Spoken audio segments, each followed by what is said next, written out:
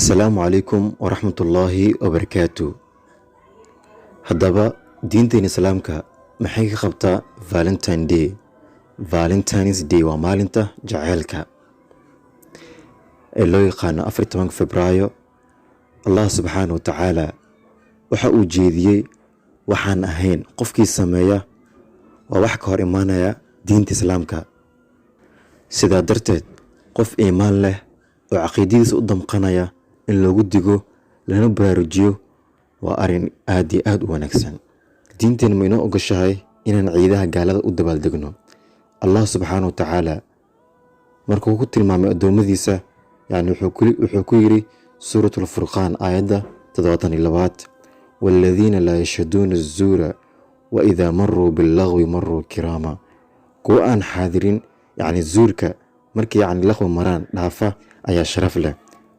waxay ku macnaayeen mufasiriinta zuurkan inuu yahay ciidaha gaalka.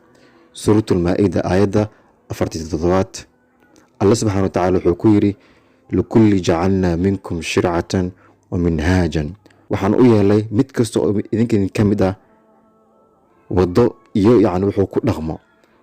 nabiga sallallahu alayhi wasallam wuxuu yiri inna allaha qad abada lakum bihima khayran minha yawm al-adha wa yawm al-fitr. nabiga sallallahu alayhi wasallam wuxuu yiri alla ayaa idinku bedelay laba ka khayr badan ciid carafa iyo ciid soon. waxaa wariyay abu daawud an-nasaa'i iyo ahmed waana saxiix. hadduu nabi maxamed ansaar u diiday dabaaldeg ay awooyadoodii ka soo gaareen, bal ka waran ciid kristaan laga keenay asalkeeda. ciiduhu waa waxyaabaha ay sharciyada iyo diimuhu ku kala duwan yihiin. sidaa awgeed ayuu nabiga sallallahu alayhi wasallam yiri qolo kasto ciid ay leedahay.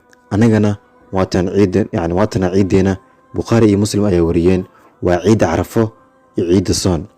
marka walaal ma ciid gaala ayaan u dabaaldegnaa. diinteena inaan dar Ilaahay subxaanahu wa tacaala mar walba isu jeclaano ay ina faraysaa. nabiga sallallahu alayhi wasallam ayaan inoo sheegay waxaan isku jeclaana waa faafinta diinta, waa faafinta salaanta, jacaylka aan xabiibkeena jecelnahay, kan asxaabtiisa aan jecelnahay, kan alkhayrka aan jecelnahay miyaan ugu filneen.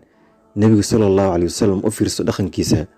markuu biyo cabayo wuxuu jeclaa inuu ka cabo weelka ay Caaisha radiyallahu anha ay ku cabto, weliba dhinacay ka cabayso. jacaylka ka weyn miyaa jir walaal?